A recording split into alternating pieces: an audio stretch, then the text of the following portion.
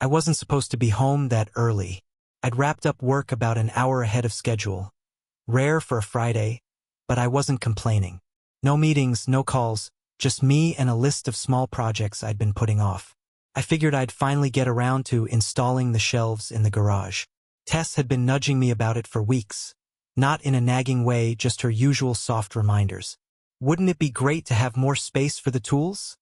she'd say, flashing that hopeful look of hers. So yeah, I thought I'd get a jump on it, surprise her maybe.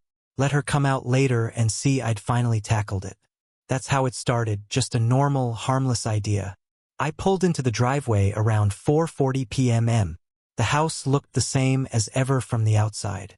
White siding, neatly trimmed bushes. That wind chime she bought last summer barely moving in the still air. A normal, quiet suburban afternoon. But from the moment I opened the side door and stepped into the mudroom, I knew something was off. There was a jacket hanging on the coat rack. Not mine. I paused, staring at it. My own coat, navy blue canvas, hung on its usual hook. But this one, slimmer, brown suede, looked expensive but worn in, like the kind someone would wear to look cool without trying too hard. The sleeves were too short for me, and the shoulders were narrow, smaller than my build. At first, I thought maybe it belonged to her brother. He'd dropped by a couple weeks ago. But no, he always wore that oversized hoodie that smelled like weed. This jacket was different. Polished, kind of. And then there was the smell. That hit me next. Cologne. Strong. Cheap. Like something from the clearance rack at a Dr. store. All alcohol and artificial musk.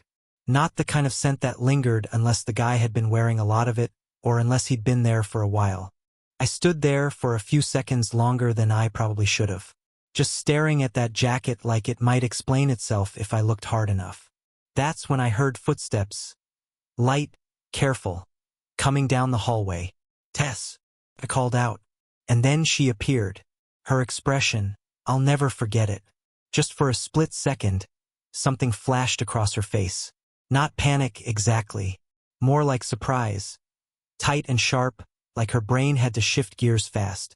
"Hey," she said, walking toward me with this bright smile, like nothing was wrong.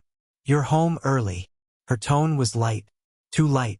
"Yeah," I said, keeping my voice casual. "Wrapped up early. Figured I'd get started on those garage shelves." She nodded, her hands smoothing down the front of her sweater. Something she did when she was nervous. A little tick I'd seen before in 100 tiny moments. Like when she forgot to pay a bill or when she chipped a plate and didn't want me to be annoyed. Only this time it was different. There was something tight behind her eyes. Not just nerves, calculation. Then she followed my gaze. "The jacket." "Oh," she laughed. A little too quickly, like she was grateful I hadn't asked about it first. "Yeah, that weird story, a delivery guy came by earlier. Poor guy got caught in the rain. Wrong address, but I let him step in while I was finishing up a return. He must have left his jacket here. I totally forgot about it." She moved toward the coat rack like she was just noticing it now, reached out to grab the jacket. But her hand hovered for a beat too long before pulling it down. "You let a delivery guy inside?" I asked slowly. She blinked. Just for a minute. It was raining hard, and I figured it'd be rude to make him stand out there while I printed the return label. He seemed harmless. That word, harmless, stuck out to me. She used it like a shield. Like she wanted to cut off any follow-up questions. "What company?" I asked casually. "Amazon? UPS?" She hesitated barely a second, but long enough. "I think it was some local service? I don't remember the name. Just one of those third-party couriers." I nodded, pretending to accept it. "Did he say anything about coming back for the jacket?" "No," she said, shaking her head. "Honestly, I doubt he even realized he left it." She smiled again, wide and too practiced. Then she turned and walked toward the living room. Fast. Faster than necessary. And just before she disappeared around the corner, she pulled the door shut behind her. Not all the way, just enough. But it was too quick. Too deliberate. Like she didn't want me seeing whatever or whoever had just been in there. That was the moment everything shifted for me. I didn't follow her. Didn't say anything. I just stood there in the hallway, staring at that closed door, listening, and thinking. The thing is, I'd trusted Tess for years. Never had a reason not to. We weren't perfect, but we were solid. Or at least I thought we were. But something about the way she looked at me when she came down that hallway, like she was surprised to see me in my own house, didn't sit right. And that story, about the delivery guy, it was too smooth, too rehearsed. Tess wasn't a liar. She could bluff, sure, but this wasn't just covering for something small. This was planned. That kind of lie doesn't come from panic. It comes from preparation. And that was the scariest part. I didn't accuse her. Not then. I wasn't ready. I needed to be sure. But inside, something had already cracked. Deep and quiet. I walked through the kitchen, pretending like nothing was wrong. The dishes were still damp in the rack. The counter was clean. She'd been baking, maybe there was a faint smell of cinnamon, something she always used when she was stressed. And then I saw 2 mugs on the stove, not one. One was hers, light blue, the chipped one she always used. The other? It wasn't one I recognized. A black ceramic mug, different style altogether. No initials. No handle scratches like ours. Brand new. That was strike 2. I heard her upstairs after that. The soft creak of floorboards. The sound of the bathroom sink running. A drawer opening and closing. I stood in the kitchen, staring at that black mug, my mind already connecting dots I didn't want to see. I didn't want to be the kind of guy who jumped to conclusions. I didn't want to be paranoid. But my gut, that deep, stubborn part of me that had gotten quiet over the years, was screaming. So I waited. I gave her space to play out the rest of her performance. Later that evening, she acted normal. Made dinner. Played music. Told me a story about some lady from her office who accidentally sent a company-wide email complaining about the salad bar. I nodded, laughed in the right places, kept my eyes on her. Not like I was watching, but like I was listening. The way she wanted me to. But now I was watching everything. Her hands.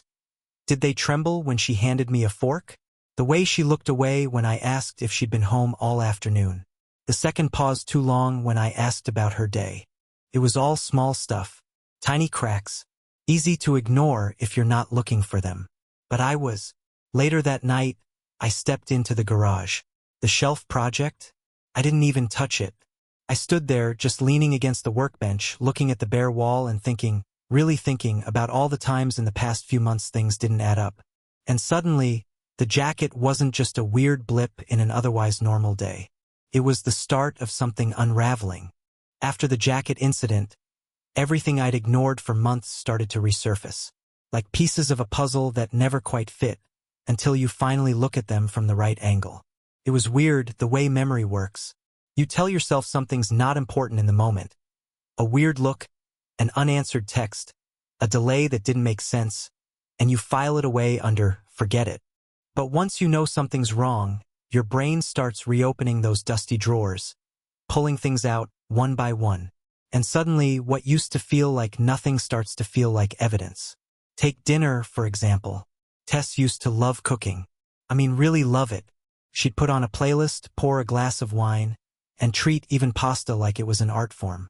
We'd talk, laugh, sometimes dance in the kitchen if the music was good enough. But about 4 months ago, she started skipping out. Said she was too tired. Or that she already ate. Or she had a late meeting and wouldn't be back until after I was asleep.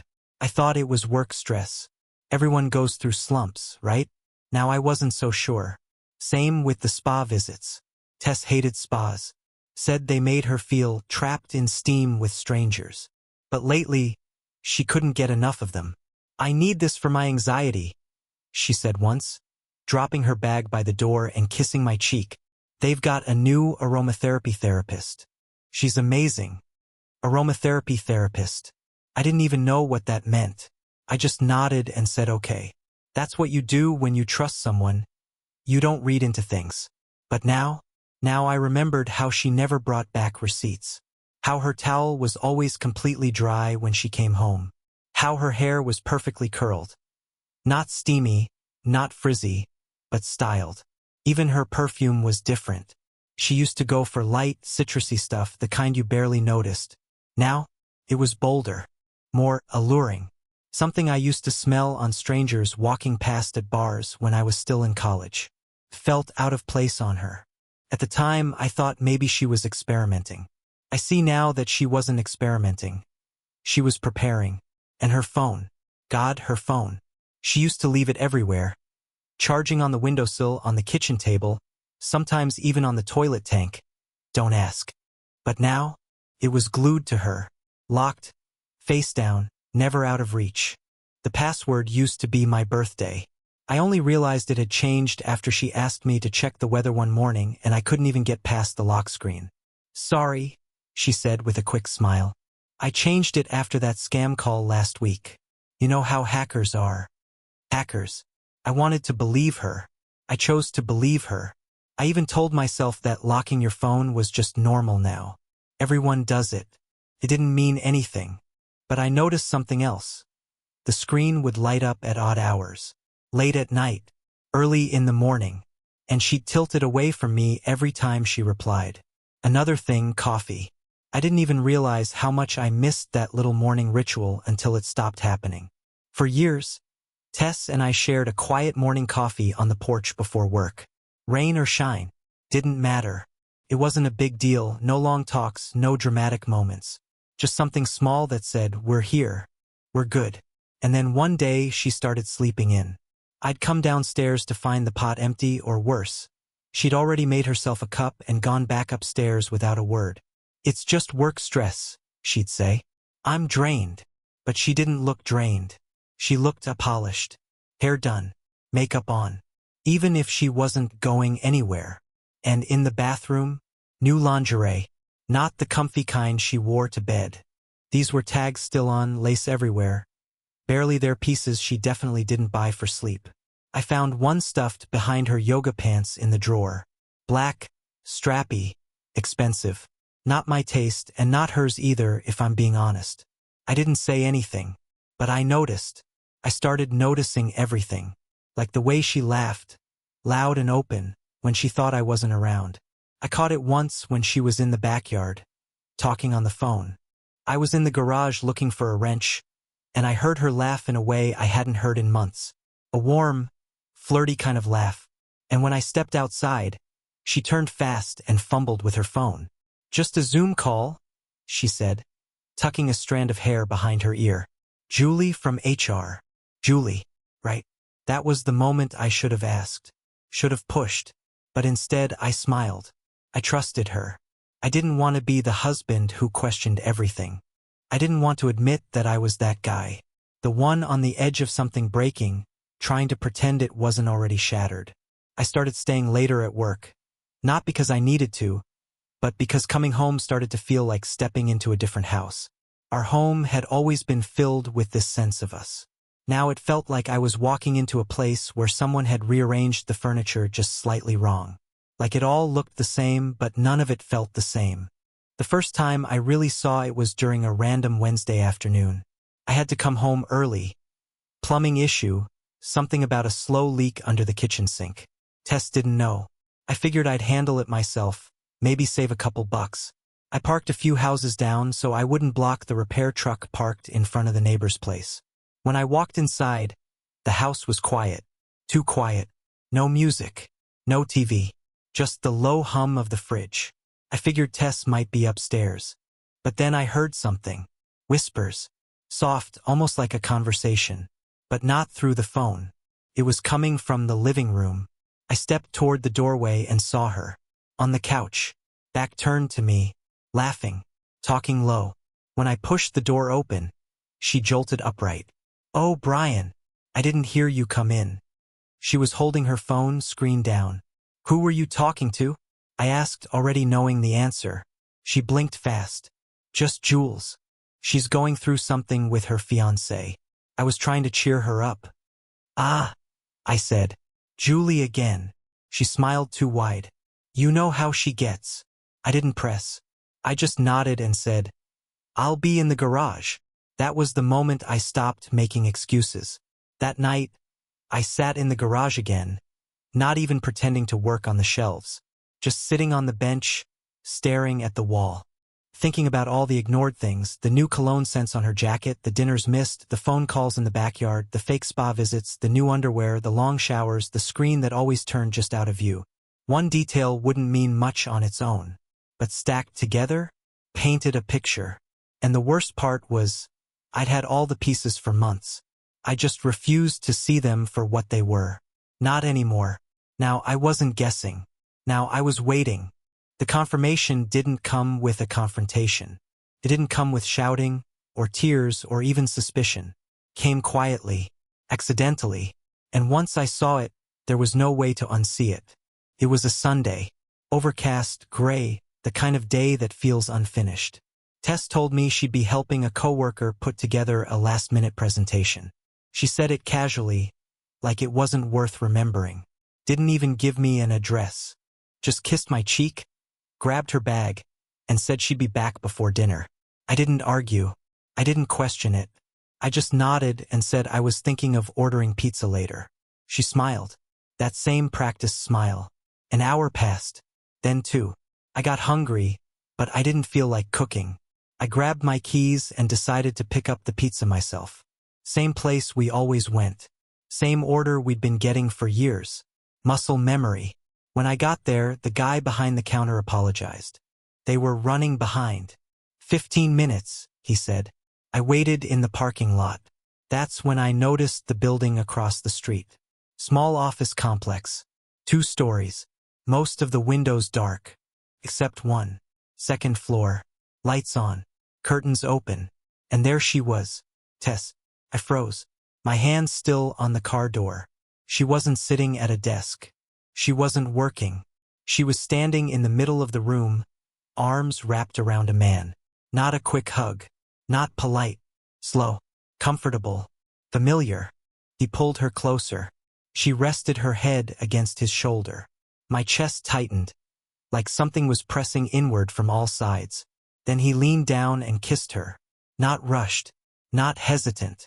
And she didn't pull away. I didn't feel shock the way people describe it. No dizziness. No ringing ears. Just this heavy, crushing clarity. Like the last piece of a puzzle locking into place. I looked down at the pizza receipt in my hand. Our usual order printed on it. Extra olives. No mushrooms. I folded it carefully and placed it on the hood of my car. Then I got in and drove away. I didn't call her. Didn't text. Didn't confront. There was nothing left to say. The drive home felt unreal. Like I was watching myself from somewhere else. Every red light felt too long. Every green light too short. I kept expecting some kind of emotional explosion. Anger. Rage. Something loud. But all I felt was quiet. When I got home, the house felt different. Like it already knew. Like it had been waiting for me to catch up. I sat on the couch and stared at the wall. I replayed the image in my head. The way she leaned into him. The way her hands rested on his back. Details I never wanted to remember, burned in anyway. When Tess came home later, she acted normal. That was the part that hurt the most. She kicked off her shoes, asked if I'd eaten, complained about how exhausting the presentation was. She even apologized for being late. I nodded. I listened. I said almost nothing. She didn't notice. Or maybe she did and chose not to. That night, she slept easily. I didn't. I stared at the ceiling, listening to her breathing, thinking about how long she'd been lying next to me while giving parts of herself to someone else. I didn't cry. I didn't shake. Something inside me had already shut down. The next morning, I got up earlier than usual, made coffee for one, left the house without a word. From that day on, I didn't ask questions. I didn't need answers anymore. I started coming home later, stopped waiting for her, stopped offering rides, help, conversation. I lived in the same house but not in the same life. She noticed eventually. She tried to compensate, set 2 plates at dinner, played music she knew I liked, ironed my shirts without being asked, touched my arm when she walked past. I let her, but I didn't reach back. Silence became my language. And it was louder than anything I could have said. She had prepared for anger, for accusations, for tears. She wasn't prepared for indifference. And that scared her more than the truth ever could. The days after I saw them together blurred into one long, slow quiet. Not the peaceful kind of quiet you get on a Sunday morning. This was the kind that settled into the corners of every room, like dust. Followed me everywhere. I stopped filling the silence with small talk or jokes. I stopped asking where she'd been or who she was texting. I already knew. And once you know, the need to ask dies. Tess didn't know that I knew, and I didn't let on. That became the game between us. She played normal. I played gone. In the mornings, I woke up before her. I stopped making 2 mugs of coffee. Just one. Mine. I didn't leave the cream out for her or heat up her cinnamon bagels. I didn't kiss her forehead or say, "You're beautiful when you sleep," like I used to on good days. I didn't do any of it. And still, she acted like nothing had changed. "Want me to pick up anything on the way home?" she asked one morning, her tone light. I didn't even look up. "No." She smiled, like she didn't notice the cold in my voice. Or maybe she did, but didn't know what to do with it. She left the house in that soft blue coat I used to compliment her on. She used to light up when I did. Now she wore it like armor. At dinner, she tried harder. She made pasta, my favorite kind, with garlic bread and wine. Set the table with candles, music, the whole performance. She even wore lipstick, which she never did on weeknights. "Thought we could have a little midweek celebration," she said, pulling out my chair. I sat down. Ate, drank, didn't say much. She laughed at one point, loud and too bright. "You're so quiet lately," she said. "Are you okay?" I looked at her, long enough for her smile to falter. "Fine," I said, and that was it. She kept trying. I stopped responding. She adjusted her routines to match mine, like that would pull me back. Made sure the house stayed clean. Washed my clothes. Played my music on the speakers. Wore the sweater she knew I liked. The one she hadn't worn in months. But she didn't realize that everything she was doing now was theater. And I wasn't the audience anymore. One night, I came home around 9. I'd gone for a long drive, no destination, just highways and turns.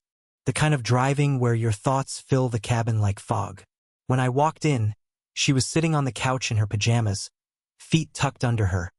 A movie paused on the screen. She looked up and gave me that cautious smile. "You're home late." I didn't answer. "Everything okay?" she asked, standing slowly. I hung up my keys, took off my shoes. "Yeah." "Work?"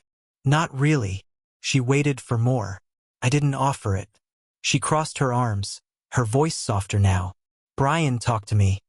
I finally met her eyes, and something in my expression must have cracked the surface of whatever illusion she was clinging to, because she didn't say anything else. She just sat down silent. That was the first time I saw her unsure. Not guilty, not hiding, just lost. And still, I didn't say what I'd seen. I didn't tell her about the man in the office. I didn't mention the kiss. I didn't even bring up the jacket from weeks ago, because I wasn't looking for answers anymore. I was watching her run out of performances. Over the next few days, the weight of silence started pressing on her. I saw it in the way she paused in doorways, unsure if she should speak. In how she watched me eat like she was waiting for me to say something. In how she lingered a little longer in the kitchen after breakfast, like she didn't want to go out into the world carrying this tension. She started asking questions. "Are we okay? What's going on with you lately? Is something wrong?" Each one hit the wall I'd built between us. I gave her nothing to work with. No explosion. No tears. No accusations. Just a void. It was cruel in its own way. But not intentionally. I wasn't punishing her. I was just done. She wasn't prepared for that. People think when someone cheats, the worst thing that can happen is a screaming match, or a plate smashed against a wall, or someone storming out. But I think the worst thing, the one thing that really cuts, is the quiet aftermath. When the person you betrayed doesn't even raise their voice. When they don't fight for the relationship anymore. When they just let go. Tess had prepared for a dramatic collapse. But I didn't collapse. I just stepped out of reach. I kept doing it, little by little, without ever saying the word affair. I didn't need to. The truth was sitting between us at every meal. It lived in the pauses. The way I didn't look at her anymore when she walked into a room. The way I didn't ask how her day was. The way I didn't touch her. At all. I stopped reacting. And when you stop reacting to someone, they start to feel like they don't exist. That's what scared her. One night, about 2 weeks after the pizza place, she came into the bedroom after I'd already turned off the light. I was facing the wall, half awake. She slipped into bed quietly. Then, after a few seconds, I felt her hand on my back. "Brian," she whispered. "Please talk to me." I didn't move. Her hand lingered. "Whatever's going on, can we just talk about it?" I stayed still. "I love you," she said. "Nothing. I miss you." More silence. She sighed, rolled away, didn't try again. And still, I didn't say the words. "You're lying to me. You're cheating. I saw you. I didn't need to." That wasn't the point anymore. She needed the fight. I needed the silence. And eventually, that silence became the loudest thing in the house. I wasn't planning on saying anything. Really, I wasn't. I had rehearsed silence, practiced it, worn it like armor. I had become so good at saying nothing that it became my language. Cold, steady, untouchable. But some moments cut through all that. Not out of anger, but out of clarity. Her company was hosting an awards night. One of those semi-formal things with name tags, dry wine, cheap finger food, and forced speeches. She told me about it like it was just a thing, no big deal. I said I'd go. She didn't protest. If anything, she seemed surprised I even agreed. Maybe she thought things were thawing. They weren't. She wore a new dress that night. Red, form-fitting, elegant. One I'd never seen before. Probably bought for someone else. She looked beautiful in that practiced, professional kind of way. Hair curled, heels perfect, smile rehearsed. I wore a dark suit. No tie. On the way there, we didn't talk much. I drove. She scrolled on her phone. The silence between us wasn't new anymore. It had become the most consistent part of our relationship. When we arrived, she lit up. Not because of me, because of them. Her people. Her world. She walked into the room like it belonged to her, and for a while I let her have it. I kept to the edge of conversations. Shook hands. Nodded when people said things like, "You must be so proud of her." Or, "She's such a force of nature." And yeah, I smiled. Because that's what you do. I watched her float from group to group, laughing a little too loudly, sipping her drink a little too quickly, eyes darting back to me like she wasn't sure if I was still playing along. Eventually, they called her name. She was getting an award, something about innovation and leadership. She walked up to the stage like it was second nature. Everyone clapped.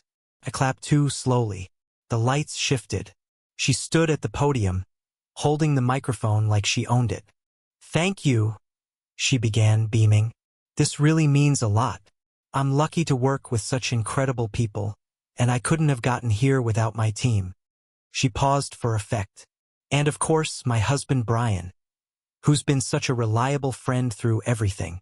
The word stuck in my chest like a splinter. Friend. Not partner. Not rock. Not love of my life. Friend. There was a ripple in the crowd. Polite. Almost ready to applaud. That was the moment. I stood up. Calm. No theatrics. And I asked, clear as day, voice steady, "Would you want your husband to call you just a friend?" Silence.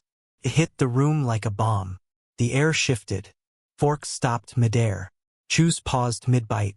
Someone near the back let out a tiny, confused laugh that quickly died. Every head turned. Tess froze. The mic trembled in her hand. Her smile cracked. She tried to recover. Opened her mouth like she was about to explain, or joke, or dismiss it. But nothing came out. Just silence. I didn't wait.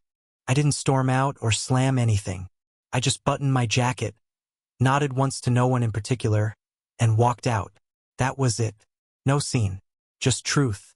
The door shut behind me with a soft click, and the night air outside was cold and honest. I stood there for a moment, staring at the parking lot, hearing nothing but the distant hum of traffic. I didn't look back, and she didn't follow. She stayed inside. On that stage, holding a glass of something expensive, in a room full of people who suddenly didn't know what to say to her. I don't know what happened after that. I didn't care. When I got home, I didn't turn on the lights. I sat in the living room, the one she always decorated for holidays, and just listened to the quiet. I thought I'd feel pain or regret or maybe pride, but I didn't. I felt nothing, and that nothing felt like freedom. Later that night, I heard the garage door open, her steps in the hall, keys hitting the dish, silence in the kitchen, then soft footsteps outside our bedroom. She didn't come in, didn't knock, just stood there, and then walked away. That was the last time she ever tried to pretend, because deep down she knew that one sentence had said everything.